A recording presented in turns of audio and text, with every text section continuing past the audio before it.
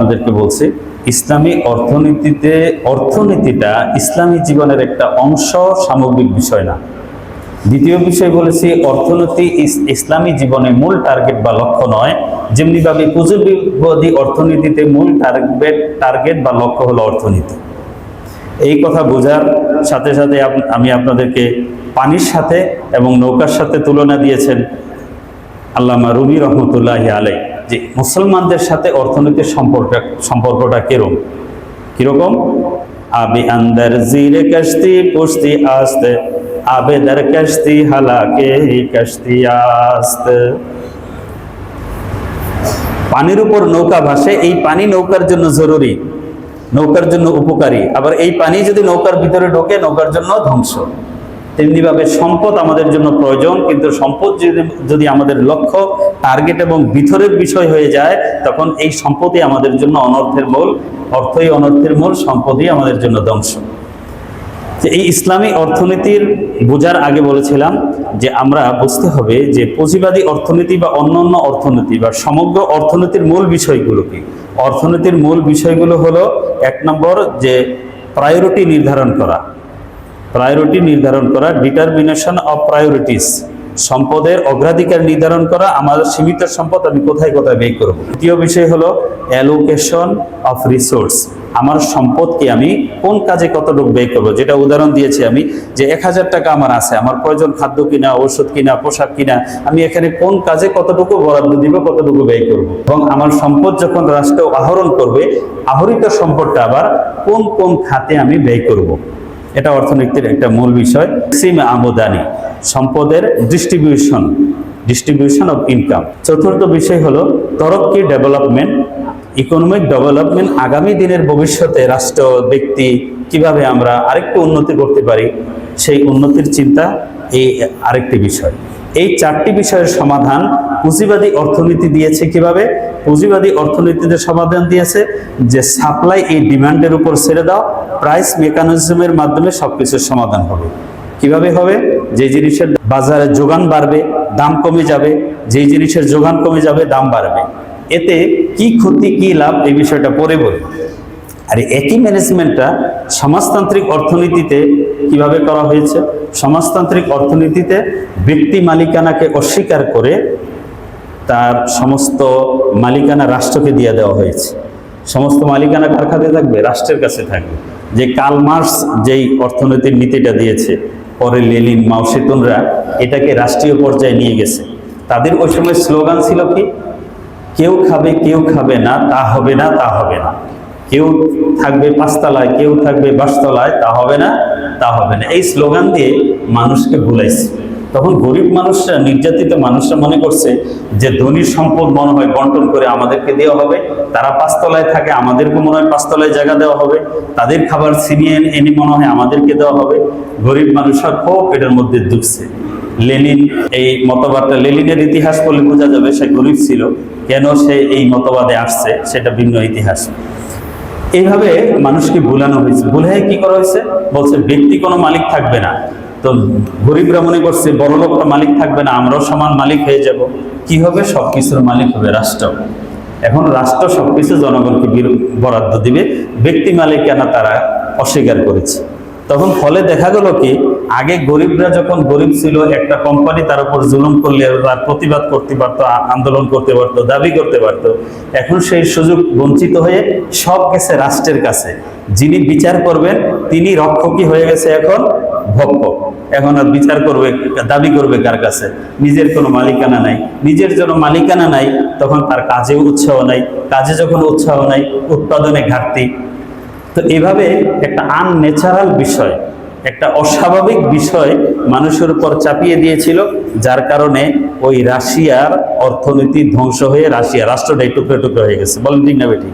90-এর দশকে 91 দেখছেন না, লেনিন কার্ল মার্কসের মুক্তি ভেঙে মস্কোর রাস্তায় ঘুরিয়ে দেওয়া হয়েছে বুলডোজার। মাত্র 70 বছরের মাথায় এই অস্বাভাবিক এবং অপ্রাকৃতিক আনন্যাচারাল এই অর্থ ব্যবস্থা ধ্বংস হয়ে গেছে। তখন এই সময় ছিল ওই সময় 90-এর দশকের আগে, 80-র দশকে এমন সব ইয়েদের সমাজবাদীদের এমন দাপট ছিল, বলতো যে এটা পুঁজিবাদের দালাল। সবকিছু রাষ্ট্রীয়করণ, জাতীয়করণ, যাই হোক, ব্যক্তি মালিকানাকে অস্বীকার করা এটা একটা অস্বাভাবিক বিষয়। এটা দুনিয়ায় কাজ করে নেই। যখন কাজ করে নেই তখন পুঁজিবাদী অর্থনীতির এখন ঢোল বাজানো শুরু করছে, বগল দাবানো শুরু করছে যে এখন পুঁজিবাদী অর্থনীতি সঠিক, সমাজতন্ত্র অর্থনীতি ব্যাঠিক। কিন্তু পুঁজিবাদী অর্থনীতির যে মানুষকে যে স্বাধীনতা দেওয়া হয়েছে, এই স্বাধীনতা অপার স্বাধীনতা, সেখানে কি ব্যক্তি মালিকানাকে প্রাধান্য দেওয়া হয়েছে। ব্যক্তি সমস্ত কিছুর মালিক, রাষ্ট্রের কোনো হস্তক্ষেপ এখানে চলবে না, এবং ব্যক্তিগত আয় এবং ব্যয়ের মধ্যে কোনো বিধিবিধান থাকবে না। হালাল হারামের কোনো বিধিবিধান নাই। যে যেভাবে কামাও, যেভাবে ধোঁকা দিতে পারো, যেভাবে পলিসি করতে পারো, যেভাবে কৌশল করে মানুষ থেকে শোষণ করতে পারো, সেভাবে শোষণ করো। পুঁজিবাদী অর্থনীতির মূল বিষয় হলো সুদ, টাকা দিয়ে টাকা কামানো, যেগুলো ইসলাম অবৈধ করেছে। টাকা দিয়ে যখন টাকা কামায় তখন অর্থনীতির প্রবাহ, বস্তুর সঞ্চালন এগুলো কমে যায়। এখন এগুলো ব্যাখ্যা করার সময় নেই, মূল বিষয়টা বলতে গেলে অল্প সময় আছে, এর মধ্যে শেষ করতে হবে। তো পুঁজিবাদী অর্থনীতির মূল বিষয় হলো ব্যক্তিগত মালিকানা, রাষ্ট্রীয় হস্তক্ষেপ থেকে মুক্ত থাকা, এবং ব্যক্তিগত লাভের যে প্রেরণা, সেলফ ইন্টারেস্ট, এই বিষয়কে স্বাধীনভাবে ছেড়ে দেওয়া হয়েছে। যেভাবে খুশি কামাও, অর্জন করো। এভাবে দেখুন বড় বড় কোম্পানিগুলো খুব মেধাবী স্পেশালিস্টগুলো রাখে। মোবাইলের মধ্যে এমন একটা মেসেজ আসছে, আপনি না বুঝে একটা ক্লিক করছেন, দেখবেন আপনার টাকা কেটে নিচ্ছে, তাই না? এভাবে এই পলিসি, এই দক্ষ বাটপারগুলা ওই জায়গা মতন বসায় যে জনগণকে ধোঁকা দিয়ে কিভাবে পয়সাগুলো কামানো যায়। এটা বিভিন্ন কোম্পানিও করে। এমন ভাবে মোরগ আপনার বানায়, প্যাকেটটা মাত্র 20 গ্রাম আপনার বুট ভাজা দিছে, 20 গ্রাম বা 30 গ্রাম আপনার চিপস দিছে, প্যাকেটটা এত বড়, বাচ্চারা দেখলে মনে করে ও কত জানি আছে, 10 টাকায় অনেক কিছু পাইছি, খুলে দেখলে হাওয়া। এভাবে বিভিন্ন প্রক্রিয়ায় মানুষকে ধোঁকা দিয়ে কামানোর অবারিত সুযোগ পুঁজিবাদী অর্থনীতিতে। ইসলামী অর্থনীতিতে এই সবগুলোই নিষেধ করা হয়েছে। ইসলামী অর্থনীতির 3টা বৈশিষ্ট্য। প্রথম বিষয় হলো হালাল হারামকে এখানে প্রাধান্য দিতে হবে, আল্লাহর কাছে জবাবদিহিতার বিষয়টাকে সামনে আনতে হবে, যেটা আমি একটু আগে বলছি। একচেটিয়া মনোপলি ইনকাম এটা করা যাবে না। ইসলামী অর্থনীতির আরেকটা বিষয় হলো ইথিক্যাল বিষয়, নৈতিক বিষয়। এই বিষয়টা এটা কামাইলে কামানো যায়, এইভাবে অর্থ উপার্জন করা যায়, বাট এটা মানুষের কতটুকু উপকার, সমাজের লাভ ক্ষতি কি, এই কাজ করলে, এই জিনিসটা প্রোডাকশন করলে বাচ্চারা ক্ষতিগ্রস্ত হবে কিনা, এই বিষয়টা মাথায় রাখতে হবে। বোম বাজি যেগুলো খেলাধুলা এই সেই, এগুলো মানুষের কতটুকু উপকার করে, মানুষের সমাজের বাচ্চাদের উপকার করে না। যেটা উপকার করে না এটা উৎপাদন করা যাবে না। এই নীতি নৈতিকতাটা ইসলামে আছে এবং আইনি বাধ্যবাধকতা আছে। এই ব্যাপারে কোরআন ও হাদিস থেকে যদি আমি আলোচনা করি অল্প সময়ে, যে আয়াতটা আপনাদের সামনে পড়েছি, আল্লাহ পাক রব্বুল আলামিন বলেছেন, নাহনু কাসামনা বাইনাহুম মাঈশাতাহুম ফিল হায়াতিদ দুনিয়া ওয়া রাফা'না বা'যাহুম ফাওকা বা'যিন দারাজাত লিয়াত্তাখিযা বা'যুহুম বা'যান সুখরিয়া ওয়া রাহমাতু রাব্বিকা খায়রুম মিম্মা ইয়াজমাউন। আল্লাহ বলেন, নাহনু কাসামনা বাইনাহুম মাঈশাতাহুম, আমি তোমাদের জীবিকার নির্বাহের বিষয়টা আমি বন্টন করে দিয়েছি। এটা আল্লাহর বন্টন। বলেন, আপনার এই রোডে, এই যে দক্ষিণখান, এই সোজা রোডে কত কিসিমের দোকান, কোন রাষ্ট্র কি ব্যবস্থা করে দিছে? মুদি দোকান কয়টা হবে, ওষুধের দোকান কয়টা হবে, মোবাইলের দোকান কয়টা হবে, ফার্নিচারের দোকান কয়টা, ওষুধের দোকান কয়টা, কে ব্যবস্থা করছে? কে ব্যবস্থা করেনি? আল্লাহ মানুষের মধ্যে প্রয়োজন সৃষ্টি করেছেন, আবার কারো মধ্যে এই জিনিস সৃষ্টি করেছেন যে তুমি ওই জিনিসের দোকান তো ব্যবস্থা করো, সে এখানে দোকান থেকে গিয়ে এটা কিনবে। এটা আল্লাহর ব্যবস্থাপনা, কুদরতি সিস্টেমই আল্লাহ চলে, কোনো রাষ্ট্র ব্যবস্থা করে এটা চলে না। রাষ্ট্র ব্যবস্থা এটা করতে গেছিল, তারা ব্যর্থ হয়েছে, সোশ্যালিজম ব্যর্থ হয়েছে। আল্লাহ বলেছেন, এই জীবিকা নির্বাহের উপায় উপকরণ আমি সৃষ্টি করেছি। সমাজে যেই ধরনের যোগ্য মানুষ লাগবে, আল্লাহ পাক রব্বুল আলামিন ওই জিনিস কুদরতিভাবে ওই যোগ্য লোক তৈরি করে দেন। মানে আজ থেকে 10-20 বছর আগে মোবাইলের মেকার পাওয়া যেত অ্যাভেলেবেল, মোবাইলের ইকুইপমেন্টগুলো পাওয়া যেত না। সমাজের প্রয়োজনে আল্লাহ পাক রব্বুল আলামিন সেই ধরনের পেশা সৃষ্টি করে দিয়েছেন, সেগুলো আমরা পাচ্ছি, কোনো রাষ্ট্র সরকার করে দেয়নি। আল্লাহ বলছেন, নাহনু কাসামনা বাইনাহুম মাঈশাতাহুম, তাদের মধ্যে তাদের মাঈশত, জীবিকার উপায় উপকরণ এটা আমি বন্টন করেছি। ওয়া রাফা'না বা'যাহুম ফাওকা বা'যিন দারাজাত, একে উপরের উপর আমি কাউকে শ্রেষ্ঠ করে দিয়েছি। ক্লাসিফিকেশন করেছি, কাউকে ধনী কাউকে গরিব করেছি। কেন করেছি? লিয়াত্তাখিযা বাযুহুম বাযান সুখরিয়া, যাতে একে অপরের থেকে কাজ নিতে পারে। সবাই সমান স্ট্যাটাসের, সবাই সম্পদের মালিক হলে ছোট ছোট কাজগুলো কেউ করতো না। কারো টাকা আছে, কারো কাজ করানোর প্রয়োজন আছে। এই দুইয়ের সমন্বয়ে টোটাল পৃথিবীর নিজামটা আল্লাহ পাক রব্বুল আলামিন পরিচালনা করছে। আল্লাহ পাক রব্বুল আলামিন কোরআনে এটা বলে দিয়েছেন। এটা এই ব্যবস্থাপনা এই জন্য করেছেন যেন সমাজে চলে। একজনের প্রয়োজন আছে, এই যে দুগারগা দেখলাম আমাদের গেটের সামনে ওই যে ফল বেচে, সে অনেকগুলো কাঁঠাল নিয়ে আসছে, সেই সুদূর গ্রাম থেকে কাঁঠালগুলো নিয়ে আসছে।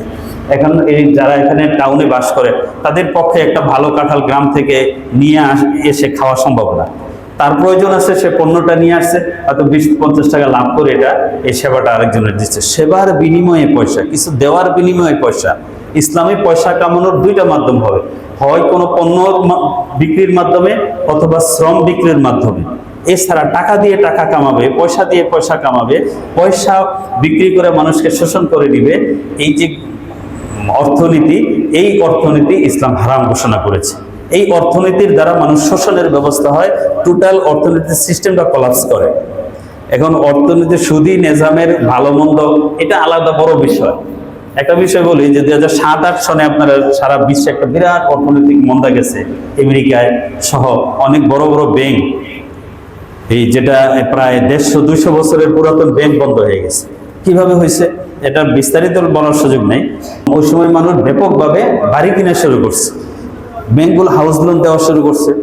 ব্যাংকগুলো যখন ধরেন একটা ব্যাংক 1 কোটি টাকা হাউস লোন দিছে, তার হিসাবে সে দেখতেছে যে আমি 20 লাখ টাকা সুদ পাচ্ছি, তাহলে আমার ক্যাপিটাল হয়ে যাচ্ছে 1 কোটি 20। সব ব্যাংক এভাবে দিছে, দিতে দিতে দিতে বাড়িঘরের দাম বিশাল আকাশচুম্বী হয়ে গেছে, একেবারে কোটি কোটি টাকা দাম। এখন ব্যাংক যখন চাপ দিছে, সবাই বাড়ি কিনা শুরু করছে, ব্যাংক চাপ দিছে আমার টাকা দাও, সে তো দিতে পারে না। এখন সে আবার আরেক ব্যাংক থেকে লোন নিছে, আরেক ব্যাংক লোন দিচ্ছে। যখন একেবারে সে ডিফল্টার হয়ে গেছে, ঋণ খেলাপি হয়ে গেছে, এখন ব্যাংক এটা বিক্রি করতে আসছে। যখন বিক্রি করতে আসছে তখন দেখা গেছে সব ব্যাংকই যখন গ্রাহকদেরকে চাপ দিচ্ছে, সবাই এখন সম্পদ বিক্রি করার জন্য রেডি, কিন্তু সব বিক্রি কিনবে কে? কেনার লোক নাই। তখন প্রথম ব্যাংক যেটার দাম ছিল 5 কোটি, সেই বাড়িটা ধরেন বিক্রি করছে যে 1 কোটি।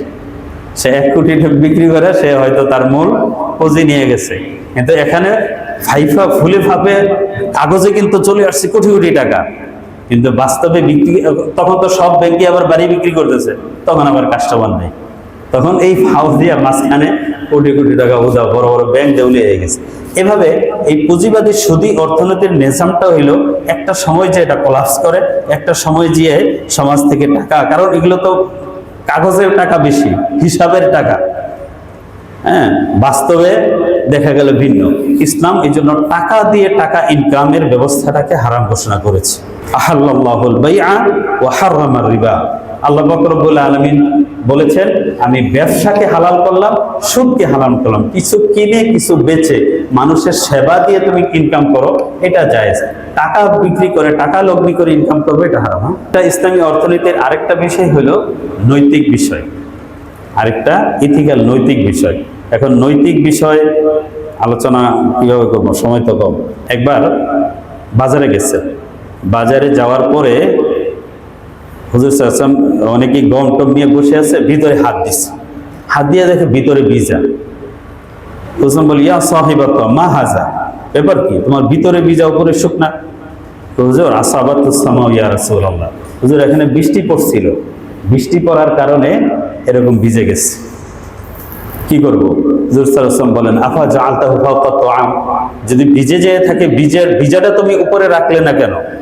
ভিজাটা তুমি উপরে রাখতা, কাইয়ারাহুন নাস, তাহলে মানুষ দেখতো এটা ভিজা, সেটা কিনবে কি কিনবে না সে চিন্তা করে নিত। ভিজা উপরে থাকলে শুকাইতো, তুমি ভিজাকে ঢেকে মানুষকে ধোকা দিচ্ছ কেন? হুজুর সাল্লাল্লাহু কঠোরভাবে বললেন, মান গাশা ফালাইসা মিন্নি, যে ধোকা দেয় সে আমার উম্মত না, যে ধোকা দেয় সে আমার উম্মত না। কোনোভাবে মানুষকে ধোকা দিয়ে ব্যবসা করা যাবে না, বরং পণ্যের দোষ থাকলে দোষটাকে আগে ওপেন করতে হবে, দোষটাকে আগে প্রকাশ করে মানুষের কাছে বিক্রি করতে হবে। এইটি লুকাইয়া বিক্রি করা ইসলামে জায়েজ নেই। ইসলাম বলছে লা ইয়াহতাকিরু ইল্লা খাতি, যে ব্যক্তি মওজুদদারি করে সে অপরাধী, তার অপরাধ এমন অপরাধ কেউ যদি খাদ্যপণ্য 40 দিন মজুত করে রাখে দাম বৃদ্ধির উদ্দেশ্যে, এই টোটাল খাদ্যপণ্য যদি পরে সে দানও করে দেয়, তার পাপের কাফারা হবে না। আইনি বিধিবিধান আছে, আতিউল্লাহ ওয়া আতিউর রাসূল উলিল আমরি মিনকুম। যখন কোনো জিনিসের অস্বাভাবিক অবস্থা তৈরি হবে, রাষ্ট্র সেখানে হস্তক্ষেপ করবে, অন্য জায়গায় হস্তক্ষেপ করবে। তো টোটাল ইসলামিক কনসেপ্টটা পুঁজিবাদীর এই বিষয়ের সাথে মিলে। কি মিলে? যে পুঁজিবাদী অর্থনীতি ব্যক্তি মালিকানাকে স্বীকার করা হয়েছে, ইসলামও ব্যক্তি মালিকানাকে স্বীকার করে। তবে ইসলাম ব্যক্তি মালিককে একেবারে অবারিত স্বাধীন করে দেয় নাই, যেভাবে খুশি অর্জন করবে, যেভাবে খুশি ব্যয় করবে। এখানে কিছু রিস্ট্রিকশন দিয়েছে। সেই রিস্ট্রিকশনগুলো কি? কিছু আছে শরঈ, কিছু আছে নৈতিক, কিছু আছে আইনি। ব্যাখ্যা অনেক লম্বা। কিন্তু পুঁজিবাদী অর্থনীতি অবারিত সুযোগ থাকার কারণে কি হয়, এটি পুঁথিগত থিওরি অনেক ভালো, যে স্বাধীন ছেড়ে দাও মানুষ করবে। এতে কি হয়? ক্ষুদ্র ব্যবসায় নিঃস্ব হয়ে যায়। একজন অল্প পুঁজিতে দেখছে এই জিনিসের চাহিদা বেশি, বাজারে সেই জিনিসটা শুরু করছে ব্যবসা, এই জিনিসের কারখানা খুলছে। তখন কিছুদিন পরে সবাই এই জিনিস উৎপাদন করার কারণে এটার আবার দাম কমে গেছে, সেখন সে উৎপাদন খরচও তুলতে পারে না। ধনী বড় ব্যবসায়ী পুঁজিপতিরা তো ঠিকই এরা সার্ভাইভ করে ফেলে, কিন্তু গরিবরা এখানে কি হয়ে যায়? শেষ। তার যা পুঁজি আছিল, লগ্নি আছিল, সব শেষ করে সে দেউলিয়া হয়ে যায়। কারণ কি? সিন্ডিকেটের কারণে, মহাজনী সিস্টেমের কারণে এই যে পুঁজিবাদী অর্থনীতির থিওরিটা প্র্যাকটিক্যাল বাজারে কখনোই সঠিকভাবে কাজ করে না। এটাই হলো ইসলামের মোটামুটি। আমি গত সপ্তাহে বলছিলাম কিছু অর্থনীতি বললাম, যেহেতু গত সপ্তাহের অবশিষ্ট আলোচনা ছিল। এই বিষয়টি অনেক জটিল ও ব্যাপক, অন্য কোনো সময় সুযোগ হলে করব, অথবা ব্যক্তিগতভাবে জেনে নেবেন। তো আমরা জানি যে নতুন নববর্ষ আসছে, মহরম। আজকে 3 তারিখ। তো মহরমের মাসের রোজা সম্পর্কে সামনে আলোচনা করব। 3 তারিখ যেহেতু শুক্রবার, আগামী শুক্রবার 10 তারিখ, 10ই মহরমে আশুরা রোজাটা আমরা ইনশাআল্লাহ রাখবো। আশুরা রোজা সম্পর্কে হুজুর সাল্লাল্লাহু আলাইহি ওয়াসাল্লাম বলেন, সিয়ামু ইয়াউমি আশুরা আহতাসিবু আলাল্লাহ আইয়ুকাফিরা আস-সানাতাল্লাতী ক্বাবলা। আশুরা রোজা পালন করলে পূর্বের 1 বছরের গুনাহ আল্লাহ পাক রব্বুল আলামিন মাফ করে দিবেন। আর আশুরা রোজা রাখবো আমরা, বুঝতে বলছেন সুমু আশুরা ওয়া খালিফু ফিহিল ইয়াহুদ। আশুরা রোজা রাখো, এখানে ইহুদিদের খেলাফ করে রাখো। ইহুদিরা শুধু 10 তারিখে রাখে, তোমরা সুমু ক্বাবলাহু ইয়াওমান আও বা'দাহু ইয়াওমান, ক্বাবলাহু ইয়াওমান আও বা'দাহু ইয়াওমান, তোমরা আগে একটা রাখো অথবা পরে রাখো। তাহলে আমরা আগামী শুক্র শনি 10-11 রাখবো, অথবা 9-10 রাখবো। বুঝতে বলছেন লাউ বাকিতু ক্বাবিল লা সুমান্নাত তাসি, আমি যদি আগামী বছর বেঁচে থাকি আমি 9 তারিখও রোজা রাখবো। এই জন্য আমরা 9-10 রাখতে চেষ্টা করবো। তাহলে বৃহস্পতি শুক্র যদি রাখি, বৃহস্পতিটা তো এমনি রোজা রাখার দিন, তাহলে আমরা বৃহস্পতি শুক্র ইনশাল্লাহ রাখার চেষ্টা করবো আশুরা রোজা। আর আশুরার বিষয় তাৎপর্য ফজিলত, যেহেতু 10ই মহরম পড়বে আগামী শুক্রবার, সেই শুক্রবারে ইনশাল্লাহ আলোচনা করব। আল্লাহ পাক আমাদের আমল করার তৌফিক দান করেন, আমিন। আরেকটা বিষয়, আমরা খেলাধুলার মধ্যে খুব বেশি মত্ত। জেনে রাখবেন এই মাসটা কিন্তু 4টা বিশেষ নিষিদ্ধ মাসের, সম্মানিত মাসের একটা মহরম মাস। কোরআন শরীফে আছে ফালা তাজলিমু ফিহিন্না আনফুসাকুম, তোমরা এই মাসে পাপ জুলুম করো না, নিজেদেরকে ধ্বংস করো না পাপ করে, নিজেদের উপর জুলুম করো না পাপ করে। সুতরাং আমরা পাপ করার ক্ষেত্রে যেন আমরা মনে রাখি যে এটা এই মাসে পাপ অন্য মাসের পাপের চেয়ে বেশি পাপ। অতএব এই মহরম মাসটাও কিন্তু সেই মাস, জিলকদ জিলহজ মহরম চলছে। এজন্য আমরা লাগামহীন না চলি, নিয়ন্ত্রিত চলি। আল্লাহ বুঝার তৌফিক দান করেন, আমিন।